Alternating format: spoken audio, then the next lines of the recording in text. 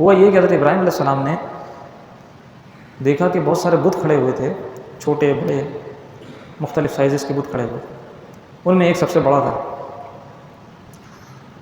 تو یہ لوگ آتے تھے، بتوں کی پوجا کرتے تھے، حضرت ابراہیم علیہ السلام ان کو روکتے تھے، سمجھاتے تھے، نہیں مانتے تھے۔ ایک دن حضرت ابراہیم علیہ السلام نے موقع دیکھا اور آپ نے کلہاڑی لی، کلہاڑی لے کے بتوں کے سر قلم کر دیے، بتوں کے سر قلم کر دیے، اور سر قلم کرنے کے بعد وہ کلہاڑی بڑے بت کے گلے میں پہنا دی، اس کو چھوڑ دیا، بڑے بت کو چھوڑ دیا، چھوٹے والے سب کو مار دیا، ان کی گردنیں اڑا دیں، اور بڑے والے بت کے گلے میں لے جا کے وہ کلہاڑی پہنا دی۔ اب چلے گئے وہاں سے۔ اب وہ لوگ آئے، آ کے دیکھ رہے ہیں یہ کیا ہوا، ہمارے خداؤں کے ساتھ یہ کس نے کیا، ہمارے خداؤں کو مار دیا کسی نے۔ تو بڑا شور مچا کہ کون کر سکتا ہے، یہ کون کر سکتا ہے؟ تو انہوں نے کہا قالوا سمعنا فتى يذكرهم يقال له ابراہیم، کہ ایک جوان ہے جو بتوں کے خلاف بہت باتیں کرتا ہے، لگتا ہے کہ یہ اس کا کام ہے، اس نے کیا ہوا۔ اچھا بھائی، قالوا فأتوا به على أعين الناس لعلهم يشهدون، کہا کہ اچھا اس کو لے کر آؤ لوگوں کے سامنے، تاکہ لوگ گواہی دیں کہ ہاں یہ اس طرح کی باتیں کرتا ہے، اس کا کام ہو سکتا ہے۔ چنانچہ جناب حضرت ابراہیم علیہ السلام کو لے آیا گیا۔ جب حضرت ابراہیم علیہ السلام کو لے آئے تو انہوں نے کہا قالوا أأنت فعلت هذا بآلهتنا یا ابراہیم، اے ابراہیم تم نے کیا ہے یہ؟ تو انہوں نے اس کا جواب یہ دیا۔ اب یہ جواب دیکھیں آپ، ایک تو یہ دیکھیں کہ حضرت ابراہیم علیہ السلام نے کیا کیا، یہ نہیں کہ سب کو مار دیا، بلکہ چھوٹوں کو مار کے بڑے کے گلے میں پہنا دیا۔ اور پھر جو ہے جب انہوں نے کہا کہ یہ تم نے کیا ہے، تو اب جواب سنیں۔ اب جواب یہ دے رہے ہیں کہ یہ ان کے بڑے نے کیا ہے، ان کے بڑے نے کیا۔ قال بل فعلہ کبیرہم، جو ان کا بڑا ہے نا اس نے کیا ہے، ان بتوں کا جو مرے ہیں، جو ان کا بڑا ہے اس نے کیا۔ یہ بھی نہیں کہا کہ اس نے کیا ہے، ورنہ جھوٹ ہو جاتا، ٹھیک ہے نا، اس نے تو نہیں کیا تھا، کہا کہ ان کے بڑے نے کیا ہے۔ اب اس میں دیکھیں کتنا زومانہ جملہ ہے، یہ کتنے معنی اس کے نکل سکتے ہیں۔ اب یہاں پر مفسرین نے لکھا ہے کہ حضرت ابراہیم علیہ السلام کے اس قول کا مطلب کیا تھا۔ ایک مطلب تو یہ، یعنی جو مطلب تھا وہ یہ کہ ان کے بڑے نے کیا ہے، یعنی اللہ نے کیا ہے، ٹھیک ہے نا۔ اچھا، ایک مطلب یہ کہ ان کا بڑا تو میں بھی ہوں، میں نے کیا ہے، یعنی ان سے بڑا، ان کا بڑا کا مطلب ان سے بڑا، یہ کیا ہے، ان کی تو کوئی حیثیت ہی نہیں، ان سے بڑا تو میں ہوں۔ اور تیسرا یہ کہ لوگ ان کی طرف، بڑے کی طرف متوجہ ہوں، اور لوگ اس کا یہ مطلب لیں کہ یہ بڑے والے نے کیا ہے، ابراہیم کو مراد یہ ہے، بڑے بت نے کیا ہے، اور ظاہر ہے گلے میں اسی کے کلہاڑی بھی پہنائی ہوئی ہے۔ تو اب جو ہے نا ان لوگوں نے سمجھا بھی یہی مطلب اس کا، کہ وہ یہ کہنا چاہ رہے ہیں کہ بڑے والے بت نے کیا ہے۔ اب وہ کہنے لگے یہ بات سن کے فرجعوا الى انفسهم فقالوا انکم انتم الظالمون ثم نكسوا على رؤوسهم لقد علمت ما هؤلاء ينطقون۔ پہلے تو جو ہے نا حضرت ابراہیم علیہ السلام کی یہ بات سن کے وہ ششدر رہ گئے، جھٹکا لگ گیا ان کو، لیکن پھر شیطان نے دوبارہ ان کو ورغلایا، تو وہ کہنے لگے کہ اے ابراہیم تم کیسے کہہ سکتے ہو، تمہیں پتہ نہیں ہے، یہ بولتے بھی نہیں ہیں، تو تمہیں کیسے پتہ چل گیا کہ اس نے مارا ہے، یہ تو بولتے بھی نہیں ہیں۔ تو جو ہے وہ حضرت ابراہیم علیہ السلام نے یہ بھی کہا تھا کہ بھائی یہ علامات تو ساری یہی ہیں کہ اس کے گلے میں ہے، اس سے پوچھ لو، یہ کہا کہ اس سے پوچھ لو، تو انہوں نے کہا کہ یہ تو بولتے ہی نہیں ہیں، کیسے پوچھ لیں؟ تو اس پر حضرت ابراہیم علیہ السلام نے کہا اف لکم ولما تعبدون من دون اللہ افلا تعقلون، تمہاری عقلوں پر بھی تف ہے اور تمہارے معبودوں پہ بھی تف ہے۔ کہا تمہیں عقل نہیں ہے، جو بولتا نہیں، جو سنتا نہیں، اور مر گئے وہ اپنے آپ کو بچا بھی نہیں سکے، اپنا دفاع بھی نہیں کر سکے، اور تمہیں یہ پتہ ہی نہیں ہے کون کر کے چلا گیا، تم یہ ان سے پوچھ بھی نہیں سکتے، یہ بتا بھی نہیں سکتے، ان کو تم نے اپنا معبود بنایا ہوا۔ تو یہ جو ہے نا ایک آپ کہیں کہ ایک ہوتا ہے علمی استدلال، ایک ہوتا ہے عقلی استدلال۔ ریشنل کی دنیا میں انسان جو ہے مشاہدات سے سمجھائے، انسان عقل سے سمجھائے، تو وہ بات بعض لوگوں کو آسانی سے سمجھ میں آ جاتی ہے، بجائے اس کے قرآن و سنت کے دلائل کہ ہم بار لگا دیں۔ نہیں سمجھ میں آئے گی. ذرا سی کوئی سوشل ایگزامپل دے دیں, ذرا سی کوئی عقلی دلیل دے دیں, سمجھ میں آ جائے گی. تو بعض اوقات یہ بات آسانی سے سمجھ میں آئے, تو انہوں نے عقلی دلیل دے کے سمجھایا. ورنہ دلائل تو بہت سارے تھے کہ بھائی یہ تو خدا ہو ہی نہیں سکتے, پتھر ہیں, یہ تو خود بنے نہیں ہیں, ان کو تو خود تم نے بنایا, بہت سارے دلائل دیے جا سکتے ہیں اس کے اوپر. لیکن انہوں نے ایک آسان سی عقلی سی دلیل دے کے ان کو سمجھانے کی کوشش کی. اس پر وہ بپھر گئے. انہوں نے کہا پکڑو اس کو, قالوا حرقوه وانصروا آلهتكم ان كنتم فاعلين, کہا اس کو پکڑو, اس کو پکڑ کے آگ میں ڈال دو اور اپنے خداؤں کو بچا لو, ورنہ یہ اسی طرح کر کے ایک ایک کر کے تمہارے سارے خداؤں کو مار دے گا. اگر اپنے خداؤں کو بچانا چاہتے ہو اس کو پکڑ کے آگ میں ڈال دو. یہ واقعہ ہوا تھا. تو وہاں سے جو ہے وہ اٹھا کر حضرت ابراہیم علیہ السلام کو نمرود کی آگ میں ڈالا گیا. قلنا یا نار کونی بردا وسلاما علی ابراہیم, تو اللہ نے اس آگ کو حکم دے دیا کہ اے آگ ابراہیم پر سلامتی والی ہو جا, ابراہیم پر ٹھنڈی ہو جا. فارادوا به کیدا فجعلناهم الاخسرین, انہوں نے ارادہ تو کر لیا تھا, کوشش اپنی پوری کر لی تھی کہ کام کر جاتے ہیں, لیکن ہم نے انہیں خائب و خاسر کر دیا, اس آگ کو بھی ابراہیم پر گلے گلزار کر دیا. بات یہ ہے کہ مشکلات بعض اوقات انسان کے سامنے آتی ہیں, لیکن توکل یقین اللہ پہ اتنا مضبوط ہونا چاہیے, اللہ چاہے تو آگ کے اندر سے جلانے کی طاقت ہی کھینچ لے. کیسے کیسے حادثات اور کیسے کیسے واقعات ہمارے سامنے ہیں کہ کوئی وجہ نہیں سمجھ میں آتی کہ بچ کیسے گیا بندہ ہے, لیکن بچ گیا. اور ایسا بھی ہوتا ہے کہ پتہ ہی نہیں چلتا کیسے مر گیا, ابھی تو کھڑا ہوا تھا, اچھا خاصا تھا, کوئی بیماری بھی نہیں تھی, کچھ بھی نہیں تھا. ہم کہتے ہیں کہ بھائی وہ کل تو میری ملاقات ہوئی تھی, بالکل صحیح تھے, ٹھیک ٹھاک تھے. بچے کہتے ہیں کہ ابا بالکل صحیح سوئے تھے, پتہ نہیں کیا ہوا. تو کوئی وجہ سمجھ میں نہیں آتی کیسے مر گئے, اچانک کیا ہو گیا. یہ تو اب آگے پتہ چلنے لگا ہے کہ ہارٹ اٹیک ہو گیا, ورنہ کچھ عرصے پہلے تو یہ بھی نہیں پتہ چلتا تھا. لوگ کہتے تھے نا بڑے بوڑھے کہ وہ سوئے پھر اٹھے ہی نہیں. تو اس وقت جو ہے وہ اس کی ڈائگنوسس نہیں تھی, پتہ نہیں چلتا تھا کہ ہارٹ اٹیک ہوا. اچھا بھائی اب آگے پتہ چل رہا ہے کہ اچھا ہارٹ اٹیک ہوتا ہے بھائی, جب سو جاتے ہیں تو اس طرح ہو جاتا ہے. تو اکثر یہ جو اموات ہوتی ہیں ہارٹ اٹیک کی وجہ سے ہوتی ہیں. پہلے کہتے تھے وہ جو ہے نا وہ سوئے تو سوتے ہی رہ گئے, اٹھے ہی نہیں, پتہ ہی نہیں ہوتا تھا کیا ہوا ہے. تو اب بھی کئی ساری چیزیں ایسی ہیں ہمیں پتہ ہی نہیں چلتا کیا ہوا ہے. آگے جا کے پھر وہ ایکسپلور ہوں گی چیزیں اور واضح ہوں گی کہ اچھا بھائی اس کے پیچھے یہ ریزن تھی, یہ وجہ تھی. بہرحال تو اللہ کب کسی ایسی چیز کو, کیونکہ وہ مردے کو زندہ کرنے والا ہے اور زندے کو مردہ کرنے والا ہے, وہ رات سے دن کو نکالنے والا ہے, دن سے رات کو نکالنے والا ہے, اس کے لیے کوئی مشکل نہیں ہے. مرتے ہوئے کو بچا لے اور بچتے ہوئے کو مار دے. حضرت ابراہیم علیہ السلام کے جو واقعات ہیں میں کئی بار عرض کر چکا ہوں, بہت ہی ہارٹ ٹچنگ, انتہائی زبردست, اور پڑھے تو انسان کی اپنی عقل کے دروازے کھلتے ہیں کہ یار ایسا بھی ہو سکتا ہے, ایسے بھی بات کی جا سکتی ہے. اور حضرت ابراہیم علیہ السلام سے محبت میں انسان کی اضافہ ہوتا چلا جاتا ہے. قرآن میں جب حضرت ابراہیم علیہ السلام کے واقعات پڑھتے ہیں, یہی تو وجہ حضرت ابراہیم علیہ السلام کی اپنی شان ہے. ایک تو ابو الانبیاء ہیں, پھر ان کی ملت ہے جس کو ہم بھی فالو کر رہے ہیں, ملت ابراہیم, اور پھر حضور علیہ الصلوۃ والسلام نے بھی اپنے آپ کو ابراہیم کا بیٹا فرمایا ہے. انا ابن ابراہیم, میں ابراہیم کا بیٹا ہوں. آپ دیکھیں نا, سید الانبیاء, فخر سے جس کو کہیں کہ وہ میرے باپ ہیں, میں ان کا بیٹا ہوں. کیا مقام ہوگا ان کا, کیا کمالات ہوں گے ان کے. بہت ہی حیرت انگیز معجزات, حیرت انگیز صلاحیت اللہ تعالیٰ نے حضرت ابراہیم علیہ السلام کو عطا فرمائی. اس کے بعد جناب اور انبیاء کا ذکر شروع ہوتا ہے. حضرت داؤد علیہ السلام, حضرت نوح علیہ السلام کا ذکر آتا ہے, حضرت لوط علیہ السلام کا ذکر آتا ہے. لوط علیہ السلام کا جب ذکر کیا تو فرمایا کہ ان کی قوم برائیوں میں پڑ گئی تھی, ہم نے ان سب کو ہلاک کر دیا, لوط کو بچا لیا. اور پھر حضرت نوح علیہ السلام کا جب ذکر آیا فرمایا کہ تعمل الخبائث, برے کام کرنے لگ گئے تھے, ہم نے جو ہے وہ طوفان کے ذریعے سب کو ہلاک کر دیا, نوح اور ان کے ماننے والوں کو بچا لیا کشتی میں. یہ وہ بات ہے کہ پوری کی پوری اقوام ایک عذاب کے ذریعے سے اللہ تعالیٰ ہلاک فرما دیتا تھا. لیکن آج یہ جو اجتماعی عذاب ہے نا, یہ اٹھ گیا ہے حضور کے صدقے, حضور کی رحمت کے صدقے ہیں. تو ہمیں حضور کا شکریہ ادا کرنا چاہیے, ورنہ ہم نے چھوڑا تو کچھ بھی نہیں, کسر کوئی نہیں چھوڑی.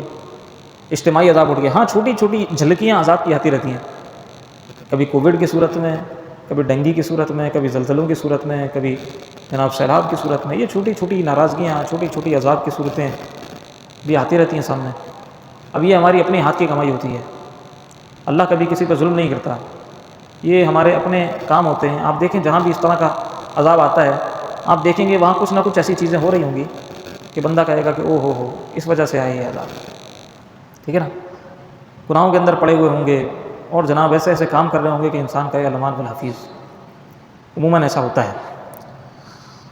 اس کے بعد حضرت داؤد علیہ السلام کا ذکر شروع ہوا، حضرت سلیمان علیہ السلام کا ذکر شروع ہوا۔ حضرت داؤد علیہ السلام کے حوالے سے اللہ تعالیٰ نے فرمایا کہ ہم نے ان کو لباس زرہیں بنانے کا علم دیا تھا۔ حضرت داؤد علیہ السلام کا معجزہ تھا، لوہا ان کے ہاتھ میں آ کے نرم ہو جاتا تھا، لوہا ان کے ہاتھ میں آ کے نرم ہو جاتا تھا اور پھر وہ اس سے زرہ بنا دیا کرتے تھے۔ حضرت سلیمان علیہ السلام کے تو کتنے سارے معجزات ہیں۔ وَوَرِثَ سُلَيْمَانُ دَاوُودَ، سلیمان علیہ السلام داؤد علیہ السلام کے وارث بنے ہیں۔ داؤد علیہ السلام کے بھی اپنے صوم داؤدی بہت مشہور ہے، روزے بہت کثرت سے رکھا کرتے تھے۔ اسی طرح لحن داؤدی بہت مشہور ہے، انتہائی خوبصورت آواز تھی حضرت داؤد علیہ السلام کی، انتہائی خوبصورت آواز تھی۔ جب آپ وہ کچھ گنگناتے تھے تو مخلوق رک کر سنا کرتی تھی، پرندے بھی رک جایا کرتے تھے، لحن داؤدی کو سنا کرتے تھے، بہت ہی خوبصورت آواز تھی۔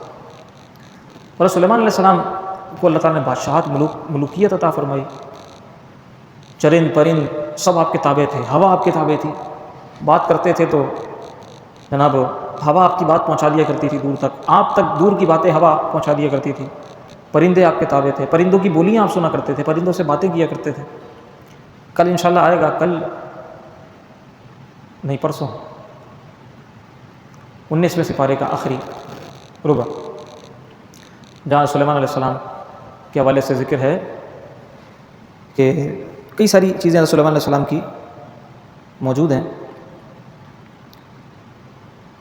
جو تخت بلقیس والا واقعہ ہے وہ موجود ہے، اسی طرح یہ پرندوں سے باتیں کرنے والے واقعات موجود ہیں انشاءاللہ، وہ بہت ہی دل فریب تذکرہ ہے، وہ انشاءاللہ اس کے اپنے موقع پہ کریں گے۔ پھر چند دعائیں اللہ تعالیٰ نے ذکر کی ہیں اور چند انبیاء کے احوال ذکر کیے ہیں۔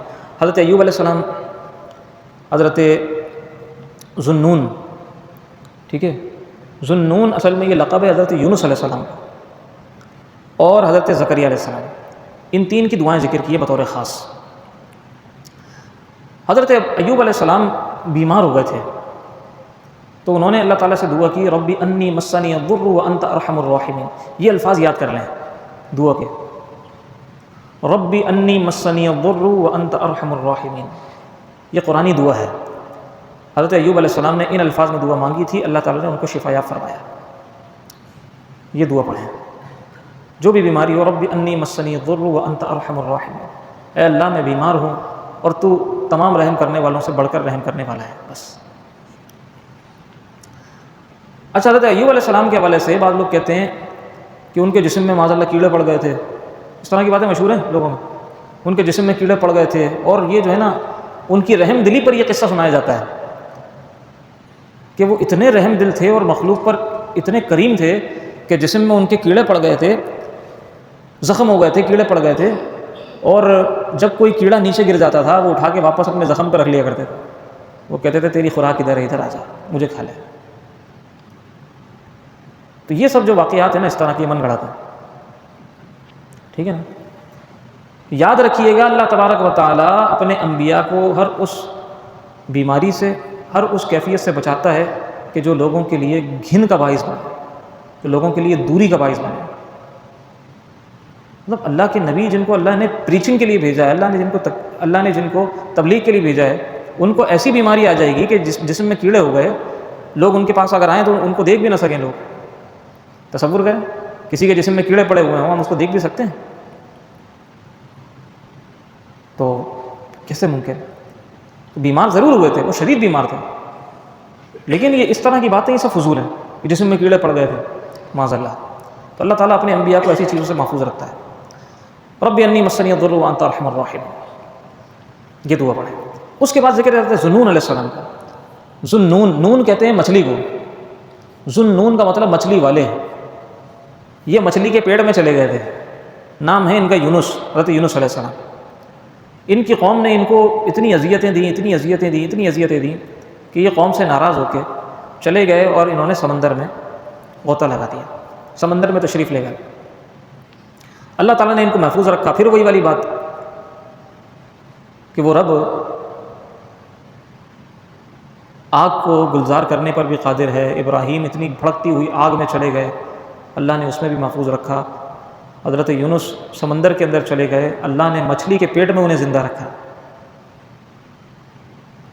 دیکھیں نا پچھلے دنوں جو حادثات ہوئے، غزہ میں جو حادثات ہوئے، ایسے بھی واقعات ہمارے سامنے آئے کہ ملبے تلے دبے ہوئے ہیں، بچے دبے ہوئے ہیں، لوگ دبے ہوئے ہیں، 3 دن لوگ دبے ہوئے ہیں، کئی دن دبے ہوئے ہیں، نہ کچھ کھایا نہ کچھ پیا، اور بوجھ اتنا ملبہ، لیکن زندہ نکلے۔ ایسا بھی ہوا ہے، لوگ زندہ نکلے۔ جسے اللہ رکھے اسے کون چکھے؟ تو وہ بچانے والا، کہتے ہیں نا مارنے والے سے بچانے والا بڑا ہے۔ تو اب حضرت یونس علیہ السلام گئے اور جا کر انہوں نے سمندر میں غوطہ لگا دیا۔ اللہ تعالیٰ نے مچھلی کو حکم دیا، اس مچھلی نے ان کو لیا اور اپنے پیٹ میں رکھ لیا۔ اب مچھلی کے پیٹ میں اندھیریوں کے اندر سوچیں کیسا خوف کا عالم ہوا۔ یعنی خوف کا لفظ تو نہیں استعمال کرنا چاہیے، ہم ویسے اپنے لیے استعمال کر رہے ہیں کہ ایک وحشت انگیز منظر ہوگا۔ اس میں انہوں نے اس منظر میں اپنے رب کو پکارا ان الفاظ سے کہ لا الہ الا انت سبحانک انی کنت من الظالمین، کہ تیرے سوا کوئی معبود نہیں ہے، اے میرے اللہ تو پاک ہے، بے شک میں نے ظلم کیا۔ ان الفاظ سے انہوں نے پکارا، اور اللہ تبارک و تعالیٰ نے جب انہوں نے ان الفاظ سے پکارا، اللہ نے قبول فرمایا ان الفاظ کو، اور ساتھ ہی یہ فرمایا کہ فاستجبنا لہ، ہم نے ان کے ان الفاظ کو قبول کیا، ونجیناہ من الغم، اور ہم نے انہیں غم سے نجات عطا کی، وکذالک ننجی المؤمنین، اور جو بھی ایمان والوں میں سے ہمیں ان الفاظ سے پکارے گا ہم اسے غم سے نجات عطا کریں گے۔ یہ اب ایک سیٹ جملہ بن گیا، یعنی غموں سے نجات چاہیے، پڑھو لا الہ الا انت سبحانک انی کنت من الظالمین، غموں سے اللہ نجات عطا فرمائے۔ تو یہ اتنی پیاری دعا حضرت یونس علیہ السلام کے صدقے میں ہمیں مل گئی۔ اور پھر آگے چلتے ہیں حضرت زکریا علیہ السلام کا ذکر، جو پہلے بھی 2 مرتبہ پیچھے آ چکا ہے۔ اچھا اب دیکھیں آیات کے اندر جو ربط ہے، یعنی کہیں کچھ موجود ہے اور کہیں کچھ موجود ہے، کہیں کچھ موجود ہے، سب کو جب ملاتے ہیں، ٹھیک ہے نا، تو جو مکمل کلمات بنتے ہیں اور جو مکمل کیفیت بنتی ہے وہ میں آپ کے سامنے عرض کرتا ہوں۔ دیکھیے لطف کیسا دوبالا ہوگا۔ 3 سپارے کے اندر جو حضرت زکریا علیہ السلام کا تذکرہ موجود ہے کہ وہ جب اپنے مقام پہ آیا تھا، ہم نے ذکر کیا تھا حضرت مریم علیہ السلام، حضرت مریم کی محراب میں کھڑے ہو کر حضرت زکریا علیہ السلام نے دعا کی تھی نا اولاد کے لیے، تو وہاں یہ ذکر موجود ہے کہ انہوں نے دیکھا کہ اللہ نے یہاں پر بے موسم کے پھل رکھے ہوئے ہیں۔ ہنالک دعا زکریا ربہ، وہیں کھڑے ہو کر بس انہوں نے کہا کہ یہاں اللہ کے انوار اتر رہے ہیں، یہاں اللہ کی طرف سے خاص عنایات نازل ہو رہی ہیں، بس یہیں کھڑے ہو کے میں دعا کروں، وہیں کھڑے ہو کے، قرآن کہتا ہے ہنالک، وہیں کھڑے ہو کر دعا زکریا ربہ، انہوں نے اپنے رب سے دعا کی۔ اچھا یہاں یہ ذکر موجود ہے، اور یہ بھی ذکر موجود ہے کہ ابھی وہ کھڑے ہوئے دعا کر ہی رہے تھے، اللہ نے یحییٰ کی خوشخبری بھی سنا دی، یہ ذکر بھی موجود ہے۔ تو اب یہ ذرا ذہن میں رکھیے گا، محراب میں جا کر کھڑے ہوئے تھے، حضرت یحییٰ علیہ السلام کی خوشخبری آ گئی، یہ 2 باتیں یہاں پر موجود ہیں۔ اچھا اب آ جائیں 16ویں سپارے میں، سورہ مریم میں۔ سورہ مریم میں یہ ہے کہ انہوں نے کہا کہ اللہ میں بہت بوڑھا ہو گیا ہوں، یہ اس میں 3 سپارے میں موجود نہیں تھا، یہ وہاں موجود نہیں تھا۔ سورہ آل عمران کے اندر اے اللہ میں بہت بوڑھا ہو گیا ہوں، میرے بالوں میں سفیدی آ گئی ہے، میری بیوی اب اولاد جن نہیں سکتی، لیکن یا اللہ مجھے تو تجھ سے آسرا ہے، میں تو دعا کرتا ہوں اور دعا سے مایوس بھی نہیں ہوتا، میں تو دعا کرتا رہوں گا، ٹھیک ہے نا۔ اب یہاں ایک الگ منظر ہے، ٹھیک ہے نا۔ پھر وہی والی بات کہ یونس علیہ السلام کو سمندر میں زندہ رکھا، ابراہیم علیہ السلام کو آگ میں بچا لیا، اور حضرت زکریا علیہ السلام کو اس بڑھاپے میں بھی اولاد عطا کر دی۔ ایک تو بات کہ وہ دعا سے مایوس نہیں ہوتے تھے۔ اب دیکھیں ہم سیکھ رہے ہیں اس میں سے، جو ہمارے لیے ٹیک اوے ہے، ہم کیا سیکھ رہے ہیں اس میں سے؟ ایک تو یہ سیکھ رہے ہیں کہ انہوں نے جہاں دیکھا کہ یہاں پر اللہ کی عنایات نازل ہوتی ہیں، یہاں پر اللہ کی بندی عبادت کرتی ہے، لہٰذا یہاں دعا کی قبولیت کے چانسز زیادہ ہیں، وہاں کھڑے ہو گئے دعا کرنے کے لیے۔ ایک یہ سیکھا۔ دوسرا یہ سیکھا کہ انہوں نے کہا کہ اللہ میں بہت بوڑھا ہو گیا ہوں، میری عورت بھی بانجھ ہو گئی ہے، اب بظاہر کوئی سبب نہیں ہے، لیکن میں دعا کرنا نہیں چھوڑوں گا، میں مایوس نہیں ہوں گا۔ یہ بھی سیکھا ہم نے کہ جہاں کوئی سبب ہمیں نظر نہ آئے، کوئی سبب نظر نہ آئے، دور دور تک اندھیرا ہی اندھیرا، ہم مشکلات میں گھر چکے ہوں، کوئی سبب نہیں نظر آ رہا اس سے نکلنے کا، لیکن دعا کرنا نہ چھوڑیں، اللہ پھر بھی نکال دے گا۔ اللہ پہ ایمان رکھیں، یقین رکھیں، پھر بھی نکال دے گا۔ وہ کہاں سے رستہ بنائے گا یہ اسے ہی پتہ ہے، ہمیں نہیں سمجھ میں آتا، وہ نکال دے گا۔ دعا کرنا نہ چھوڑیں، دعا مومن کا ہتھیار ہے، دعا نہ چھوڑیں، ٹھیک ہے نا۔ تو یہ 2 باتیں ہم نے سیکھ لی۔ اب یہ جو تیسرا مقام ہے جو اب ہم ذکر کر رہے ہیں، 17واں سپارہ، اس سپارے کے اس مقام پر اللہ تعالیٰ نے حضرت زکریا علیہ السلام کی وہ دعا ذکر کی ہے جو محراب میں کھڑے ہو کر انہوں نے مانگی تھی، ٹھیک ہے نا۔ وہاں یہ تھا کہ محراب میں کھڑے ہوئے اور انہوں نے دعا کی، ان کو اولاد کی خوشخبری مل گئی، لیکن یہ نہیں تھا کہ کن الفاظ سے پکارا تھا، ٹھیک ہے نا۔ یہاں پر یہ بتا دیا کہ کن الفاظ سے پکارا تھا، وہ الفاظ بھی بتا دیے اللہ نے۔ تو وہ الفاظ کیا ہیں؟ وہ الفاظ ہیں رب لا تذرنی فردا وانت خیر الوارثین، اے اللہ مجھے تنہا مت چھوڑنا اور تو بہترین وارث ہے، تو تمام وارثوں میں سب سے بہتر ہے، یعنی سب رکھنے والوں میں سب سے اچھا رکھنے والا ہے، یعنی مجھے باقی رکھنا، مجھے باقی رکھنا، میری نسل کی صورت میں مجھے باقی رکھنا، یہ مطلب تو سب سے بہتر باقی رکھنے والا ہے، مجھے باقی رکھنا۔ اب یہ دعا کی، اللہ تعالیٰ نے فرماتا ہے کہ ہم نے دعا کو قبول کی، دعا کو قبول کیا اور انہوں نے یحییٰ عطا فرما دیا، ٹھیک ہے نا۔ اچھا اس میں ایک بات اور ہے، فرمایا کہ انہم کانوا یسارعون فی الخیرات ویدعوننا رغبا ورہبا وکانوا لنا خاشعین۔ یہ بات بھی بہت اہم ہے کہ فرمایا کہ یہ جو ہے نا حضرت ابراہیم بھی اور ابراہیم کی زوجہ بھی، یہ دونوں ایک تو نیک کاموں میں بہت آگے تھے، یسارعون فی الخیرات، اچھے کاموں میں بہت آگے تھے، اور قرآن میں بھی کئی تذکرے موجود ہیں، جیسے حضرت ابراہیم علیہ السلام کا ہے کہ وہ جب کھانا کھانے کے لیے بیٹھتے تھے نا تو کسی مہمان کو تلاش کرتے تھے، ٹھیک ہے نا، مہمان کو تلاش کرتے تھے، مہمان کے ساتھ کھانا کھاتے تھے، باہر جاتے تھے دیکھتے تھے بھائی جو بھی ہے نا اس کو بلا لیتے تھے، آؤ میرے ساتھ کھانا کھاؤ۔ اب یہ ہے جناب مہمان نوازی ان کی کمال، کوئی مہمان نہیں ہوتا تھا تو کسی کو مہمان بنا لیتے تھے کہ آؤ میرے ساتھ کھانا کھاؤ، ٹھیک ہے نا۔ وہ جو فرشتے بھی آئے تھے حضرت لوط علیہ السلام کی قوم پر عذاب نازل کرنے کے لیے، تو ان کو بھی حضرت ابراہیم علیہ السلام نے کھانے کی دعوت دی تھی، لباد بشری میں آئے تھے، ٹھیک ہے نا۔ یہ دونوں ایک ہی وقت میں تھے نا، حضرت ابراہیم علیہ السلام بھی تھے، لوط علیہ السلام بھی تھے۔